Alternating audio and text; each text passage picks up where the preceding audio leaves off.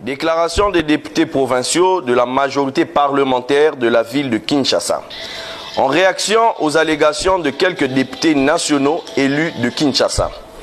Après avoir suivi avec indignation les allégations des députés nationaux de la ville de Kinshasa sur la gouvernance de notre ville, les députés provinciaux de la capitale congolaise ont réagi promptement. Ayant analysé froidement ces propos, les élus provinciaux de Kinshasa ont relevé ce qui suit. 1. Concernant la question de la salubrité. Dès notre entrée en fonction, la ville de Kinshasa était envahie par les montagnes d'immondices. Aujourd'hui, toute personne sérieuse constate que ces montagnes de déchets ont disparu dans la ville de Kinshasa, qui est mieux éclairée à ce jour que certaines villes. Lorsqu'on parle des immondices qui jonchent la ville de Kinshasa, de l'aéroport au centre-ville, ces allégations ne reflètent pas la réalité. Car, à part le district de la Tchangou, qui a encore quelques problèmes, de la place des eucalyptus Njili au centre-ville, toute la population constatera avec nous ce tronçon est balayé chaque jour comme toutes les autres artères de notre ville. C'est ici l'occasion de rappeler que la ville de Kinshasa produit à ce jour 10 000 tonnes de déchets chaque jour, exigeant ainsi un montant de 15 millions d'euros par mois, d'après les études de l'Union européenne.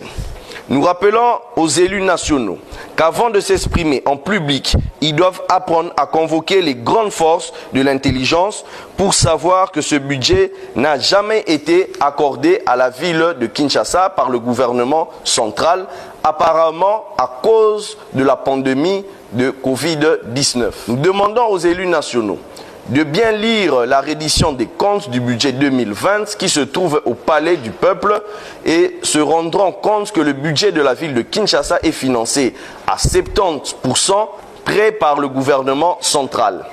Pour l'exercice si haut cité, la ville a reçu moins de 20% de ce qu'elle attendait du gouvernement central. Nous dénonçons la diffusion des images de montage sur les différentes chaînes de télévision et les réseaux sociaux qui ne cadrent pas avec la réalité du terrain. 2. Concernant l'insécurité. Nous rappelons que la problématique de l'insécurité dans la ville de Kinshasa relève de la police nationale congolaise qui relève du gouvernement central. L'Assemblée provinciale de Kinshasa, il y a peu, a voté une motion de défiance contre le ministre provincial de l'Intérieur par souci de sécuriser les Kinoises et Kinois. 3. S'agissant des constructions anarchiques, nous rappelons à ces élus nationaux que d'après le droit congolais de l'urbanisme, ce sont des ministres nationaux qui attribuent des arrêtés d'occupation des terres dans la ville de Kinshasa. Les élus nationaux devraient d'abord interpeller tous les ministres nationaux qui ont loti même des avenues à Kinshasa au lieu de diriger leurs déclarations vers la ville de Kinshasa. 4. En ce qui concerne la circulation routière dans la ville de Kinshasa, nous demandons aux élus nationaux de reconnaître les efforts fournis par le chef de l'État qui a construit les sauts de moutons qui réduisent aujourd'hui tant soit peu et interpeller les autorités nationales qui gèrent la police de roulage. De ce qui précède, nous tenons à souligner ce qui suit. Tout en reconnaissant la liberté d'expression des élus nationaux, nous demandons à la population kinoise d'apprécier les efforts fournis par l'Assemblée provinciale de Kinshasa et son exécutif dans l'assainissement et l'éclairage de notre ville, sans oublier les nouvelles routes en construction, malgré les moyens insuffisants.